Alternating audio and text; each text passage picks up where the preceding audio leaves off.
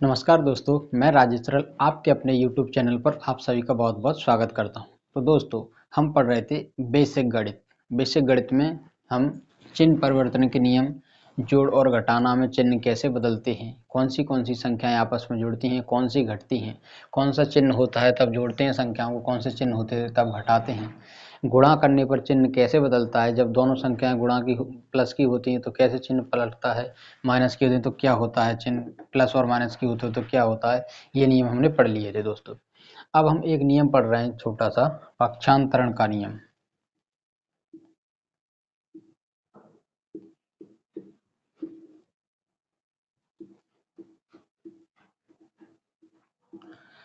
जब पक्षांतर करते हैं दोस्तों, पक्षांतर कब होगा, जब पक्ष दो हो, पक्ष का अंतर मतलब पक्ष, तो इसका मतलब सीधा सा है कि इसमें बराबर का चिन्ह होगा बीच में। तो कोई भी सर्वसमीकरण या कोई भी समीकरण में जब कोई भी व्यंजक या पद इधर से इधर या इधर से इधर जाता है तब उसका चिन्ह पलट जाता है। तो इसको कहते हैं पक्षांतर। पक्ष मतलब ये मान लीजिए लेफ्ट साइड है, LHS है, ये RHS है, ये लेफ्ट हैंड साइड है, ये राइट हैंड साइड है। मान लीजिए ये एक पार्टी है, ये दूसरी पार्टी है, तो पक्ष बदलेगा तो इधर से इधर जाएगा। इसको दोस्तों ऐसे समझिए, जैसे कोई भी राजनीतिक दल हैं, दो दल हैं, जैसे भारत में दो मुख्य दल हैं। तो जो दो दल हैं, तो एक दल में कोई व्यक्ति है तब उसका चुनाव चिन्ह कुछ और रहता है। जब वो पक्ष बदल लेता है अपना, जब इस पक्ष में पहुंच जाता है, चाहे तो वो अपनी मर्जी से गया हो और चाहे किसी को ने जबरदस्ती उसको बुलाया हो, मतलब दूसरे पक्ष में जब पहुंचेगा तो उसका चुनाव चिन्ह बदल जाएगा। तो इसी से दोस्तों याद रखिए कि जब इधर से चाहे कोई संख्या इधर जाए या पद, या इधर से या इधर जाए, दोनों तरफ के लिए सत्य है ये, चाहे इधर से इधर जाए चाहे इधर से इधर जाए, मतलब एक पार्टी से दूसरी पार्टी में जाएगा, चाहे इधर वाली पार्टी से इधर में जाए चाहे इधर वाली पार्टी से इधर में जाए, तो चिन्ह बदल जाएगा। मान लीजिए ये चुनाव चिन्ह कुछ था मोमबत्ती, मोमबत्ती, ठीक। इधर कोई चुनाव चिन्ह था क्या, मान लीजिए एप्पल, मान लीजिए एप्पल। तो ये पार्टी वाला उम्मीदवार इधर जाएगा तो इसका चुनाव चिन्ह ये पार्टी वाला हो जाएगा, इसका चुनाव चिन्ह अगर ये इधर आएगा तो ये हो जाएगा। तो ऐसे आप याद रखना है पार्टी से कि जब पक्ष बदलता है, पार्टी बदलती है तो चुनाव चिन्ह बदल जाता है। तो इसको अपने सवालों में कैसे याद रखना है दोस्तों, देखिए। इसी को आप चिन्ह परिवर्तन के नियम कहें, चाहे पक्षांतर के नियम कहें, पक्षांतरण के नियम कहें। जैसे मान लीजिए कोई संख्या प्लस की है और बराबर के इधर से चाहे इधर जाए चाहे इधर से इधर आए। अगर प्लस की इधर जाएगी तो माइनस की हो जाएगी, और माइनस की इधर से आएगी तो प्लस हो जाएगी, ठीक। दोनों तरफ से सत्य है, प्लस माइनस, मतलब चाहे इधर हो चाहे इधर हो, अगर बराबर के इधर से इधर या इधर से इधर जाएगी तो उसका चिन्ह पलट जाएगा, प्लस वाली माइनस, माइनस वाली प्लस हो जाएगी। ऐसे ही दोस्तों गुणा वाली, गुणा में अगर कोई संख्या है तो बराबर के इधर जाएगी तो कहाँ जाएगी, भाग में चली जाएगी, भाग के यहाँ लिखी जाएगी, ठीक। या फिर कहा तो बटे में यहाँ लिखी जाएगी, बटे के रूप में लिखा तो यहाँ नीचे लिखी जाएगी, ठीक। ऐसे ही अगर कोई संख्या भाग में यहाँ लिखी हुई है या किसी के भाग में लिखी हुई है, मान लीजिए ऐसे लिखी हुई है,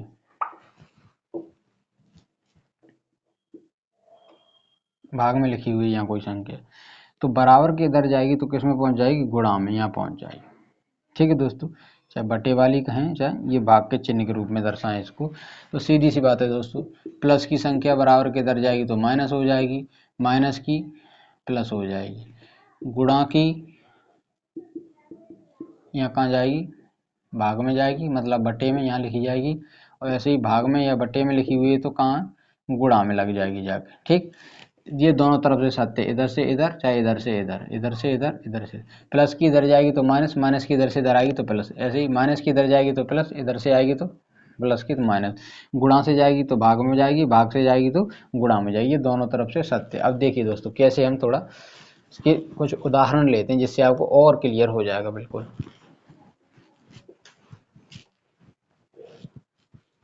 देखिए दोस्तों 3x + 5 = 14 लिखा हुआ है। अब हमें दोस्तों ये एक समीकरण लिखा हुआ है 3x + 5 = 14, मतलब 3x प्लस 5 बराबर 14। तो इसमें x का मान निकालना है। तो x का मान निकालने के लिए दोस्तों क्या किया जाता है कि x के अलावा जो कुछ भी इधर दिख रहा है बराबर के उधर भेजेंगे सबको। x के अलावा जो कुछ भी दिख रहा है वो बराबर के उधर भेजेंगे, और जो भी बराबर के उधर जाएंगे सब नियमों के अनुसार जाएंगे। सबसे पहले किसको भेजेंगे, ये जो प्लस और माइनस से जो पद अलग होते हैं उनको। ये 3x में क्या जुड़ रहा है, प्लस का 5, 3x में 5 जुड़ रहा है, तो सबसे पहले 5 को उधर भेजेंगे, तो 3x इधर ही रहेगा दोस्तों बराबर, ये 14 लिखा हुआ है। 5 इधर आएगा तो माइनस का हो जाएगा, इधर प्लस का है, 14 तो यहीं का यहीं रखा है, 5 इधर आया तो माइनस का हो गया। अब घटा लेंगे तो 3x बराबर 14 में से 5 गया 9। अब देखिए दोस्तों, हमको तो x का मान चाहिए, लेकिन अभी यहाँ 3x लिखा हुआ है। 3 और x मैंने पिछली किसी क्लास में बताया है बेसिक में कि इनके बीच में कोई चिन्ह नहीं है तो गुणा का चिन्ह होता है। कोई चिन्ह नहीं दिख रहा है मतलब ये गुणा में है, गुणा है, 3 और x के बीच में गुणा है, 3 और x, तो गुणा है 3 और x बराबर 9 लिखा हुआ है, और x हमें यहाँ रखना है, तो बाकी इसके साथ जो कुछ भी है वो नियमानुसार बराबर के उधर भेजेंगे। तो 3 इसके साथ गुणा में है, तो गुणा की संख्या दोस्तों किस में जाती है, भाग में, तो 9 के बट्टे में ये वाला 3 चला जाएगा, तो 3 का भाग देंगे, 3 एकम 3, 3 तिया 9, तो x का मान क्या आ गया दोस्तों 3। ऐसे होता है दोस्तों पक्षांतर। एक तो ये देख लिया, अब दूसरा देखिए।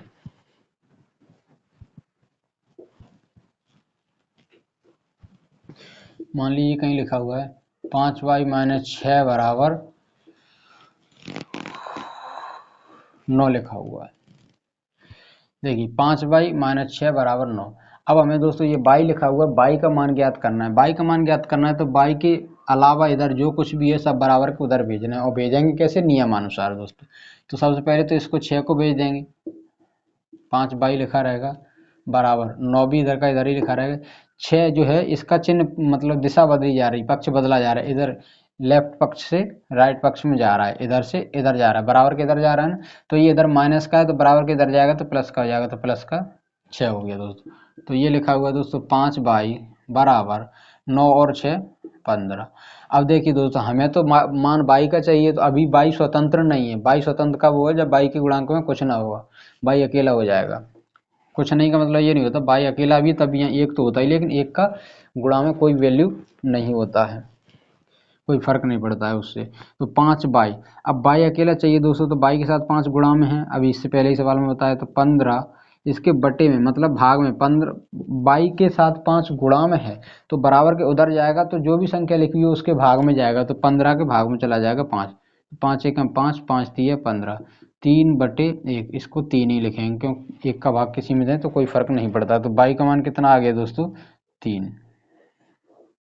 ठीक है दोस्तों, अब कोई अगला सवाल देखते हैं।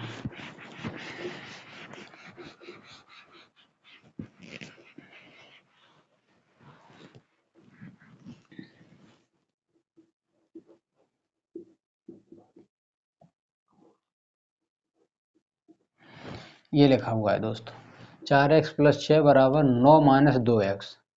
अब देखिए दोस्तों, दो x इधर भी दिख रहा है, x इधर भी दिख रहा है। जब x दोनों जगह है तो पहले x को एक साथ करेंगे, फिर x को सिंपलेस्ट फॉर्म में लाएंगे, मतलब x के साथ जो भी होगा उसको सबको अलग कर लेंगे, x को अकेला छोड़ देंगे।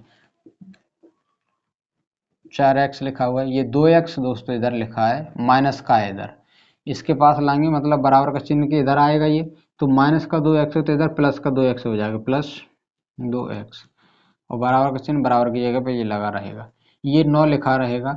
अब ये 6 है दोस्तों, ये भी ये प्लस का 6 है, बराबर के इधर ले जाएंगे क्योंकि x वाली संख्या एक साथ करेंगे, बिना x वाली एक साथ, तो 6 इधर आएगा तो माइनस का 6 हो जाएगा। तो 4x और 2x दोनों दोस्तों दोनों प्लस की, जोड़ घटाना का नियम में बता दें, जब दोनों संख्या प्लस की होती है तो जुड़ जाती हैं। 4 और 2 कितना हो जाएगा 6, और x को एक बार लिख लेते हैं, बराबर 9 में से 6 गया 3 बचता है। तो अब x बराबर 6 के साथ गुणा में है x, तो x को स्वतंत्र रखना है दोस्तों, तो x के साथ जो भी गुणा में है उसको हम बराबर के दूसरी साइड भेज देंगे। तो 3 लिखा है, इसके बटे में जाएगा, ये गुणा की संख्या है ना, बराबर के दर जाएगी तो भाग में चली जाएगी, तो 3 एकम 3, 3 दूना 6, 1/2, तो x बराबर क्या बचा दोस्तों 1/2। उम्मीद है दोस्तों कि अब तो आपको ये चिन्ह परिवर्तन के नियम समझ में आ गए होंगे। अब देखिए दोस्तों, अब हम नई बात सीखते हैं कि ये जो चर और अचर राशियां हैं, ये पद जो हैं, व्यंजक हैं, कैसे जुड़ते हैं, कैसे घटते हैं, इनके जुड़ने के घटने के क्या नियम होते हैं। तो आगे बढ़ते हैं। तो देखिए दोस्तों, अगली कड़ी में हम सीखते हैं बीजीय व्यंजकों के जोड़ एवं घटाना। क्या?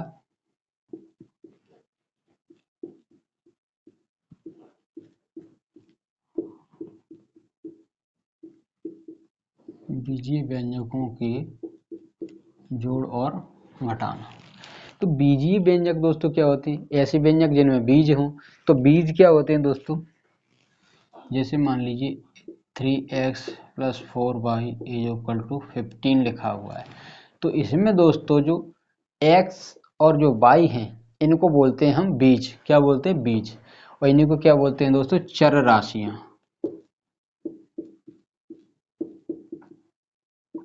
चर राशियां वे राशियां जिनका मान चलता फिरता रहे। चर से याद रखने ना, चलता फिरता रहे। वे राशियां जिनका मान चलता फिरता रहे उनको चर राशियां बोलते हैं। और अचर क्या होती हैं? अचर राशियां जिनका मान स्थिर रहे। कैसा रहे? स्थिर रहे या कांस्टेंट रहे। ये चर राशियां वेरिएबल रहे, जिनका मान वेरिएबल मतलब चलता फिरता रहे। ये अचर मतलब स्थिर, कांस्टेंट रहे। तो ये एक्स वाई जो होते हैं, X Y Z A B C T Q R S T, जो अक्षरों को जो हम यूज करते हैं वो क्या होते हैं दोस्तों? चर राशियां होते हैं। इन्हीं को हम क्या बोलते हैं? बीज। ये क्या बोलते हैं इनको? बीज। तो इनसे मिलकर बनता है बीजीय व्यंजक।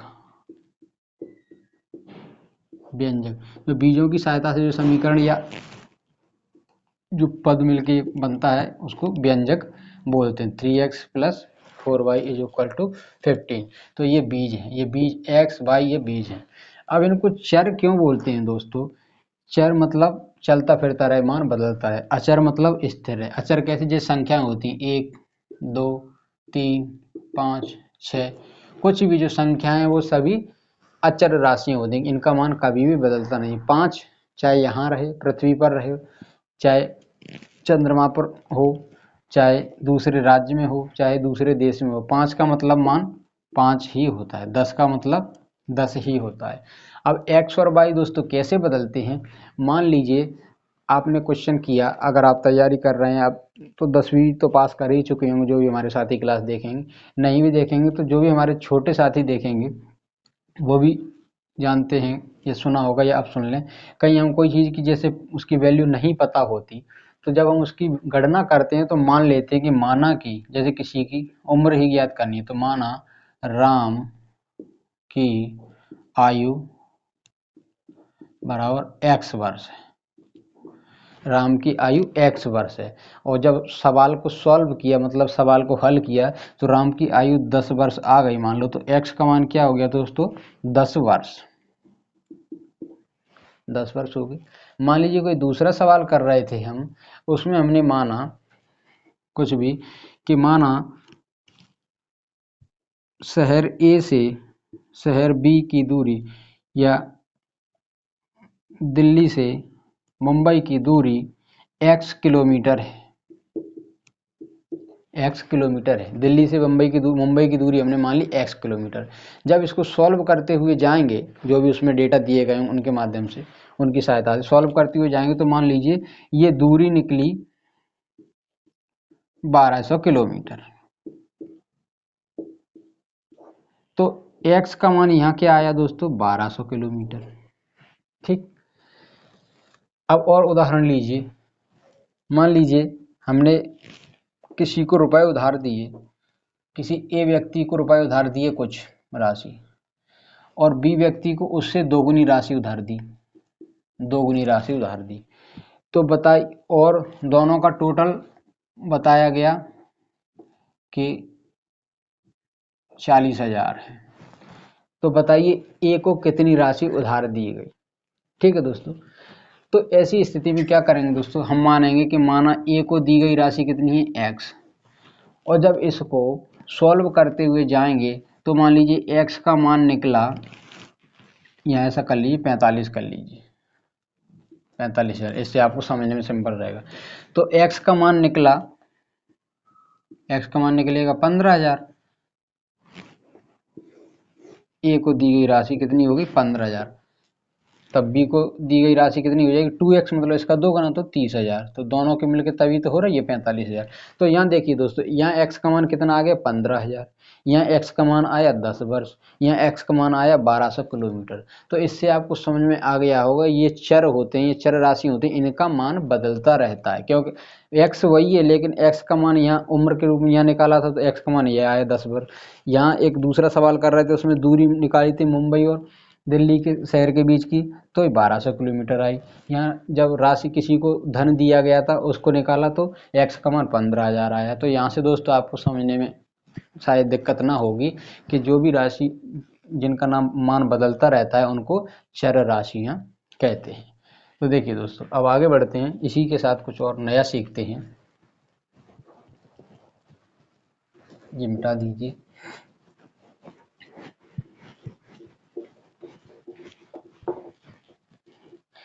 ये सभी क्लासें हमारे उन साथियों के लिए हैं जो या तो गणित को बेसिक से सीखना चाहते हैं या अभी शुरुआत ही कर रहे हैं। तो हमारे छोटे साथी जो भी 8वीं 10वीं का गणित सीखना चाहते हैं उनके लिए भी बहुत महत्वपूर्ण है। और जो हमारे साथी पहले कंपटीशन की तैयारी नहीं कर पाए या 10वीं क्लास में उनका गणित छूट गया है तो उनके लिए भी बहुत महत्वपूर्ण साबित होगी ये क्लास।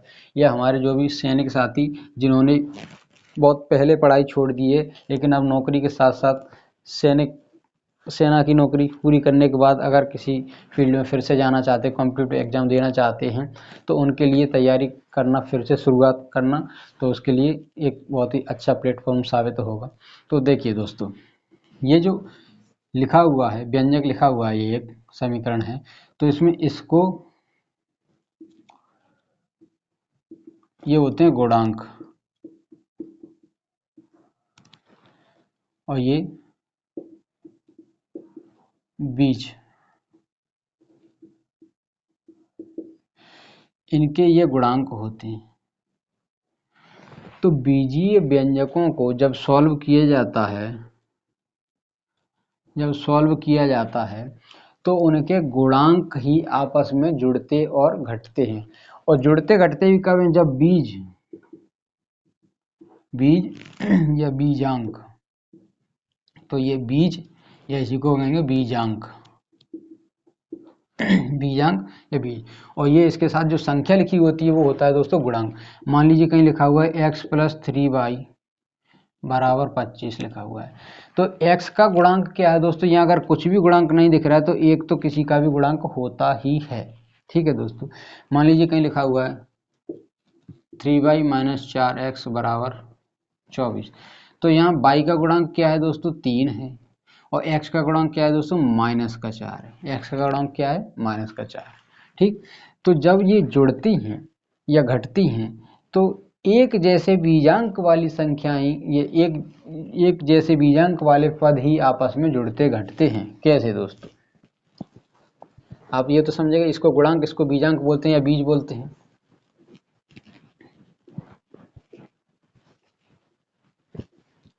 मान लीजिए कहीं लिखा हुआ है 3x + 4y + 6x + 2y को हल कीजिए, ऐसे लिखा हुआ है दोस्तों। तो देखिए दोस्तों, यहाँ 3x + 4y + 6x + 2y लिखा हुआ है, तो कौन किसके साथ जुड़ेगा दोस्तों, जो समान बीजांक के पद होंगे वही आपस में जुड़ेंगे और घटेंगे। समान बीजांक के जो पद होंगे वही आपस में जुड़ेंगे घटेंगे। तो x वाला x वाले के साथ जुड़ेगा, y वाला y वाले के साथ जुड़ेगा। कैसे दोस्तों, तो पास पास लिख लेंगे 3x + 6y, x वाले के साथ लिख लीजिए। अब y वाले लिखेंगे 4y + 2y, और ये तो प्लस का निशान है ही 4 के प्लस में। अब देखिए दोस्तों, हमने बताया सीखा है इससे पिछली क्लास में कि जब दोनों संख्याएं प्लस की होती हैं तो जोड़ने पर प्लस का चिन्ह आता है। क्या लिख दिया 3x + ये 6x है ना, तो ये बीजांक ही आपस में जुड़ेंगे। 6 और 3 कितना हो गया दोस्तों 9, 6 और 3 कितना हो गया 9, और x जो यहाँ भी लिखा है यहाँ भी लिखा है, तो x और x मिलकर कितना हो गया x ही रहेगा, प्लस के निशान ये वाला। ये 4 और 2 जुड़ जाएगा दोस्तों 6, और y के y वाई ही रहेगा। अब ये 9x और 6y, इसके आगे दोस्तों कुछ भी सॉल्व नहीं होगा, ये यही रहेगा, इसका कुछ भी ना तो ये होगा कि 9 और 6 15x, ये भी गलत है। इसका अगर करें 9 और 6 15y, तो ये भी गलत है। अगर इसका करें 9 और 6 15x और y, ये भी गलत है। या कुछ और करना चाहें, 15x 15 वो 9x और 6y, तो ये भी गलत है। तो इसका सही क्या है दोस्तों, यही 9x प्लस 6y, बस इससे आगे सॉल्व नहीं होगा, क्योंकि ये अब आगे तभी जुड़ेंगी जब यहाँ भी x है तो यहाँ भी x हो, या यहाँ y है तो यहाँ भी y हो। मतलब गुणांक उनके तभी जुड़ते हैं व्यंजकों के, जब व्यंजकों के जो पद हैं उनके गुणांक तभी जुड़ेंगे जब बीजांक उनका सेम हो, मतलब ये यहाँ का ये सेम हो। इसको दोस्तों उदाहरण से देखिए। मान लीजिए ये घरेलू उदाहरण दे रहे हैं जिससे हमारे छोटे से छोटे साथी भी समझ जाएं। आपके घर में 9 आलू हैं, 9 आलू रखे हुए हैं, और एक टोकरी में 6 टमाटर रखे हुए हैं। एक टोकरी में 9 आलू रखे हुए हैं, एक टोकरी में 6 टमाटर रखे हुए हैं। अब हम बोल रहे हैं इनको एक ही टोकरी में कर दीजिए और मिलाकर बताइए कि कितने आलू हो गए, या हम कहें कितने टमाटर हो गए। तो दोस्तों ये आलू हैं, आलू कभी टमाटर बन सकते हैं क्या, नहीं बन सकते। या टमाटर कभी आलू बन सकते हैं। तो क्या हम इनको ऐसे बता सकते हैं कि 9 और 6 15 आलू हो गए, या 9 और 6 15 टमाटर हो गए, नहीं। अलग अलग ही बताना पड़ेगा कि 9 आलू हैं और 6 टमाटर हैं। भले ही हम एक ही टोकरी में इन्हें इकट्ठे रख दें, तब भी बताना इनको अलग अलग ही पड़ेगा कि 9 आलू हैं और 6 टमाटर हैं, क्योंकि आलू कभी टमाटर नहीं बन सकता, टमाटर कभी आलू नहीं बन सकता। ऐसे ही घटाने की बात की जाए दोस्तों, तो मान लीजिए 19x माइनस 6y, तो मान लीजिए अपने पास 19 आलू थे, ठीक, और उसमें से 6 टमाटर घटाए, 6 टमाटर घटा दिए। तो बताइए दोस्तों, आलू में से टमाटर घटाए होंगे क्या, आलू में से टमाटर तो घटाए नहीं होंगे, ये टमाटर तो किसी अलग ही टोकरी में से लिए गए होंगे। तो अब कोई बोले कि कितने टमाटर बचे, तो 19 में से 6, 19 ये तो आलू, इसमें ये टमाटर है, आलू में से टमाटर घटाएंगे तो 19 में से 6 गया, कितना बचा 13। तो क्या 13 कह सकते हैं कि 13 आलू बचे, नहीं। या कह सकते हैं कि 13 टमाटर बचे, नहीं, क्योंकि आलू अलग हैं, टमाटर अलग हैं। तो यहाँ से आपको समझ में आया कि समान बीजांक वाली संख्याएं आपस में, पद ही आपस में जुड़ते और घटते हैं। ठीक दोस्तों, ये मैंने आलू और टमाटर के उदाहरण से आपको समझाया है। आप कॉपी पेन का भी उदाहरण ले सकते हैं, कोई भी उदाहरण ले सकते हैं, बस ये समझ में आना चाहिए आपको कि x x वाली, y y वाली, z z वाली, p p वाली, t t वाली, r r वाली, a a वाली, b b वाली आपस में जुड़ती हैं और घटती हैं। ठीक है दोस्तों, तो उम्मीद है कि आपको समझ में आया होगा। और देखिए दोस्तों, आगे बढ़ते हैं।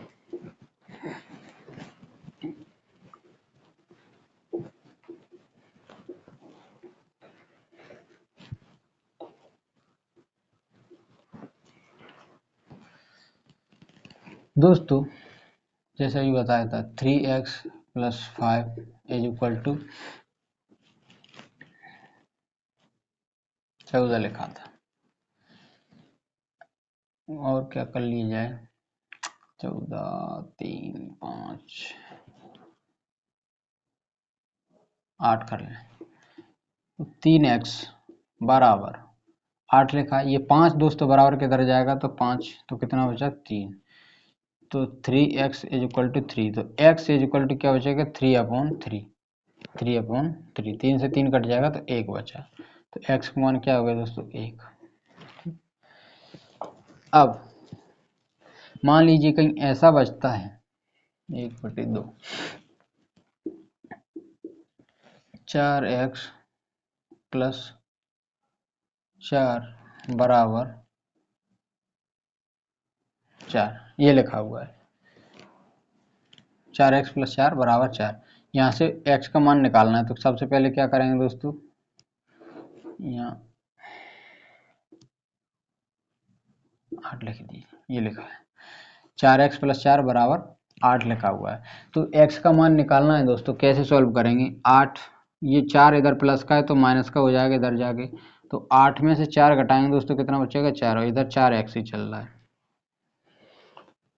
तो 4x, तो x का मान क्या आ गया दोस्तों 1, x बराबर 1। एक और उदाहरण देखिए,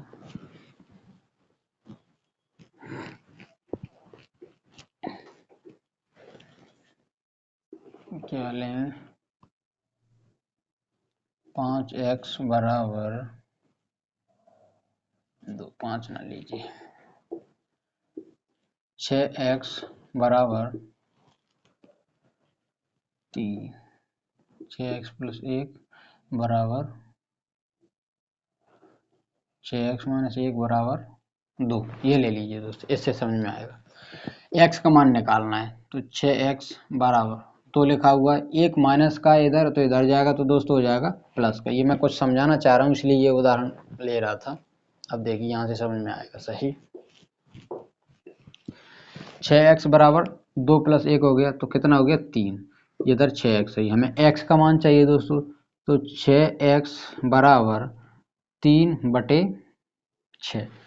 अब देखिए दोस्तों 3 एकम 3, 3 दूना 6, ऐसी स्थिति में x बराबर 1/2, इस एक को छोड़ नहीं देना है दोस्तों। अभी कहीं 1/1 आता था तो छोड़ देते थे कि एक ही बार लिखते थे 1। यहाँ ऊपर जब एक अंश में जब 1 होता है तो उसको रखा जाता है, कहीं ऐसे आएगा आंसर 2/1 तो नीचे वाले को छोड़ देंगे, क्योंकि भाग देने से कोई फर्क नहीं पड़ेगा। लेकिन ये 1 में 2 का भाग दिया जा रहा है, तो अगर इस 1 को छोड़ दिया तो ये हवा में लटका रह जाएगा, जबकि ये हर में है, ये हवा में लटका हुआ नहीं रहेगा। तो x का मान 1/2 आया। तो यहाँ से आपको विशेष ध्यान रखना है दोस्तों, जब अंश में 1 आएगा तो उसको लिखा जाता है, हर में फिर चाहे कोई भी संख्या लिखी हो उसे तो लिखना ही लिखना है। लेकिन अगर हर में 1 आ रहा है, कहीं मान लीजिए आंसर करते हुए 15/1 आ गया, तो इसको इग्नोर कर देते हैं, छोड़ देते हैं। ठीक है दोस्तों, तो मैं ये समझाना चाह रहा था। तो देखिए दोस्तों, ये बेसिक क्लास में आपको ये समझ में आया। अब आगे देखते हैं, कुछ नया सीखते हैं। तो देखिए दोस्तों, अभी हमने देखे बीजीय व्यंजकों के जोड़ एवं घटाना, अब देखेंगे बीजीय व्यंजकों के गुणा एवं भाग।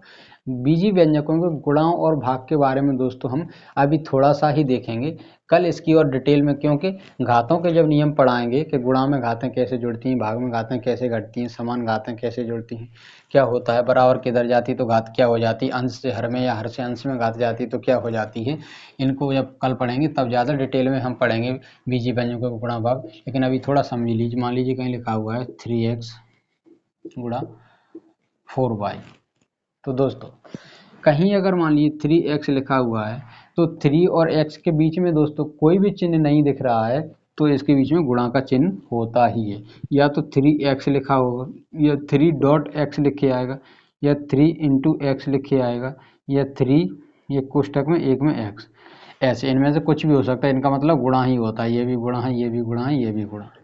ठीक दोस्तों, अब मान लीजिए कहीं लिखा हुआ है 3xy, तो ये 3xy क्या है दोस्तों, ये तीनों गुणा में, 3 में x का गुणा हो रहा है और y का गुणा हो रहा है, तो इसको 3.x.y ऐसे लिखा हो सकता है। 3 गुणा x गुणा y हो सकता है, 3 गुणा x y हो सकता है, 3x गुणा y हो सकता है, 3 y गुणा x हो सकता है, 3 या x गुणा 3 गुणा y। इन सब का अर्थ दोस्तों वही है कि 3xy गुणा में है। सबका अर्थ क्या है 3xy। ठीक है दोस्तों, तो ये मैंने बताया कि 3 और x के बीच में कोई चिन्ह नहीं तो मतलब गुणा का चिन्ह है, और 4 और y के बीच में भी कोई चिन्ह नहीं तो गुणा का चिन्ह है। तो इनको कैसे सॉल्व किया जाता है दोस्तों, जब बीजीय व्यंजकों के गुणा,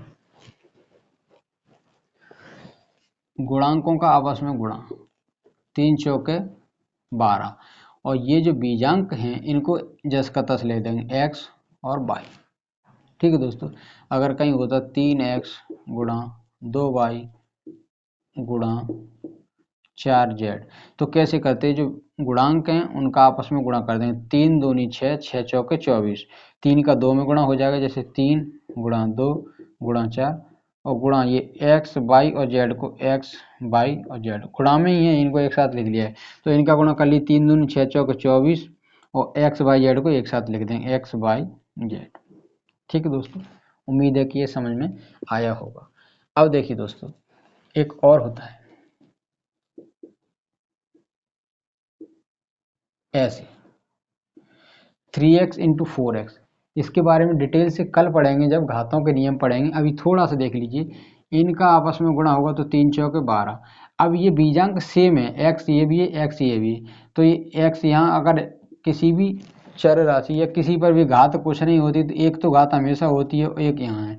तो ये समझिए कि 12 हो गया ये, और x एक बार और x दूसरी बार। तो ये आधार, इसको अगर एक घात यहाँ एक यहाँ है तो ये घात कहते हैं और इसको आधार बोलते हैं। ऐसे ये घात ये आधार। तो जब आधार समान होते हैं तो गुणा में हो, आधार समान हो और वो राशि गुणा में हो तो आपस में घातन जुड़ जाती हैं और आधार को एक ही बार लिखते हैं।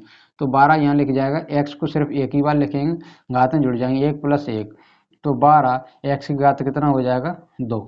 इसको पढ़ते हैं दोस्तों 12x², इसलिए डायरेक्ट यहाँ से कहेंगे 3 चौक 12x²। इसी से दोस्तों जो घातें जुड़ती हैं, इसी से अपने क्षेत्रफल के फॉर्मूले बनते हैं, आयतन के फॉर्मूले बनते हैं, उन पर हम डिटेल से कल चर्चा करेंगे।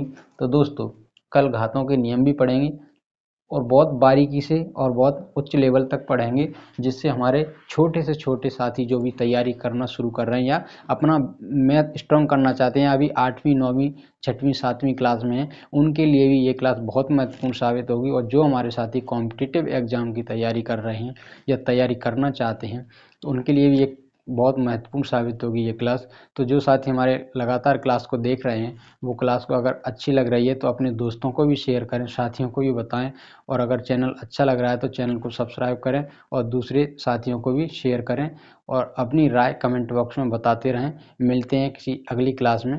कल हम पढ़ेंगे, वैसे तो लगभग फिक्स है कि घातों के नियम पढ़ेंगे, घातों गुणा में कैसे जुड़ती हैं घटती हैं। तो मिलते हैं कल नई क्लास के साथ, तब तक के लिए नमस्कार, धन्यवाद।